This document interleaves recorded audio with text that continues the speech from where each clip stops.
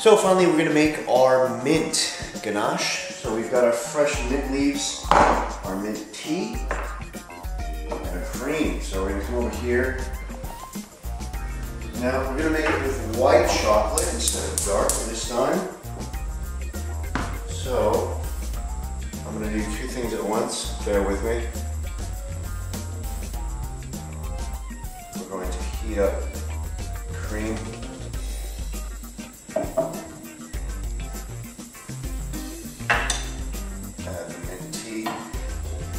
As well as fresh mint, because we want it to be extra flavor.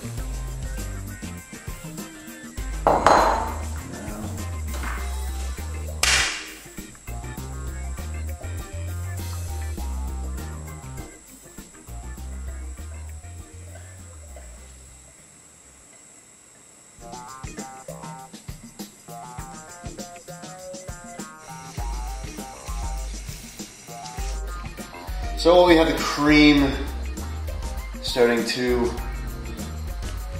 create the thicken and get that nice minty flavor to it, we're going to melt our white chocolate.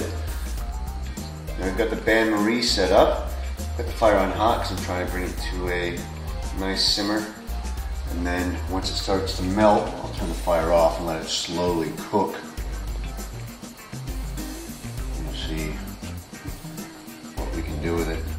Now that we have our cream and a nice base, we've added a bit of mint extract as well. Because when you're dealing with white chocolate, it's a higher fat content, so you really got to cut through all that fat with all that flavor, and an extract will really help out with that. You can't rely on the natural flavors of an herb to cut through that much fat.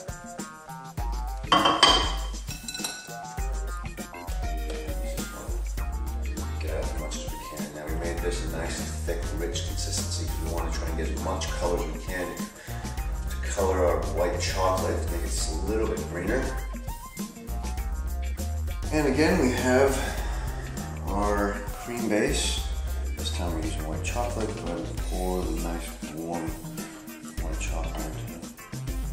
And then whisk.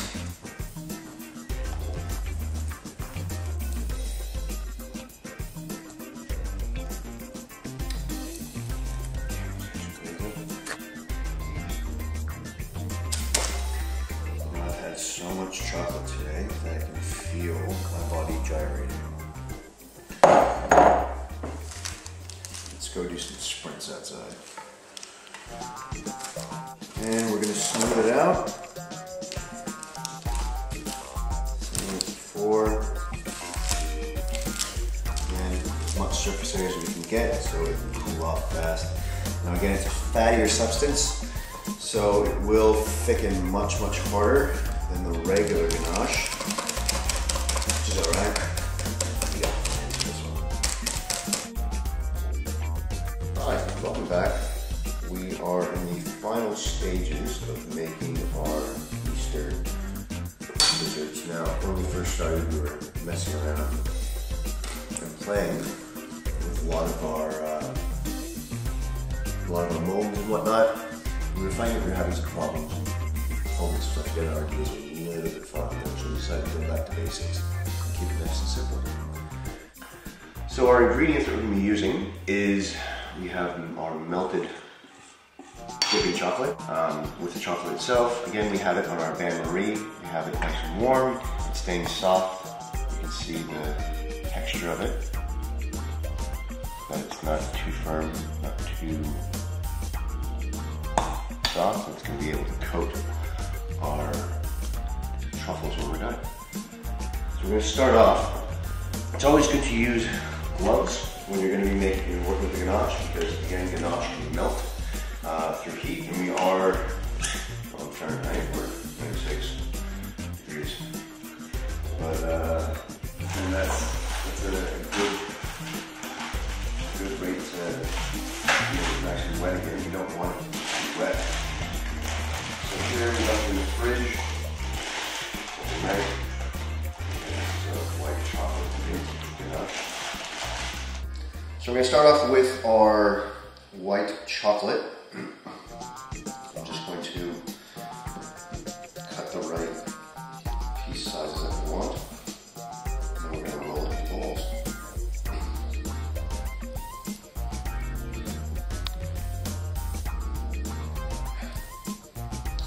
Now with the white chocolate, we're going to be dipping it in the actual chocolate itself. It's going to have a nice firm coat to it. So again, when you're using dipping chocolate, you want to make sure that it's not too hot. Because again, when it's too hot, you're going to melt your ganache. Just drop it in.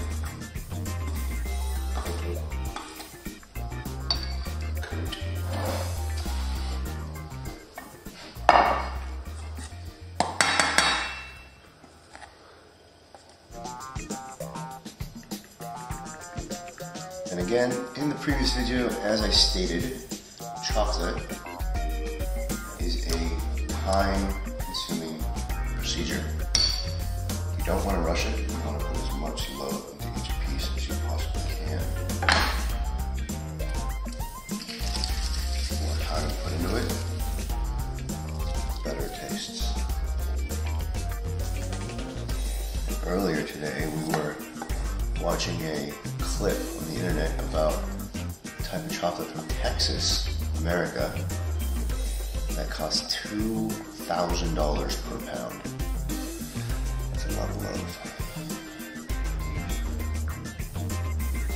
We're halfway through making our mint, and I just want to make a good point is as I'm trying to take go as fast as I can without messing it up, but take as much time as I can with making them. As you can see, I'm still using the gloves, trying to make sure that I'm keeping it nice and smooth when my body heat is making it melt too fast and keeping too much fat coating on there. Instead of having to replace my glove, I'm just wiping it off on a towel. But also, my chocolate started to harden a little bit too much. It was getting too thick. So you can see as the progression goes, now I'm not making them perfect, I'm just running them through because again, these are for friends and we don't want to spend hours and hours making the perfect sizes. But you can see how it's starting to thicken up the little farther down the line that we go. So we're going to reheat the chocolate and remelt it again. It's only going to take about 2 minutes just to reheat the pot, getting the water nice and hot, getting humidity and getting heat to come off the water, turning off the stove, putting it back on, and then letting the heat naturally heat up the metal, which will heat up the chocolate itself, and then it will become soft again. And you can see how it's sticking a little bit. We don't want that to happen. We want it to be nice and smooth and creamy. So it'll take about 2-3 minutes to reheat it. Again, being slow because we don't want to overheat it. If we put too much heat, we will separate the fat and the cocoa. So we've finished off. We're going to put it in the fridge and let it start to cool. And then we're going to dip it again later.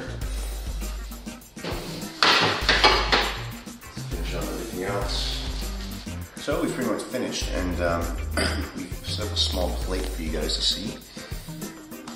And that's kind of what it's going to look like. We're going to grab some boxes, grab some wrapping paper, and box them up, and go with our friends and wish them a happy Easter. And again, my name is Ian, and this is us from the TONIC Kitchen wishing you a happy Easter. Take care.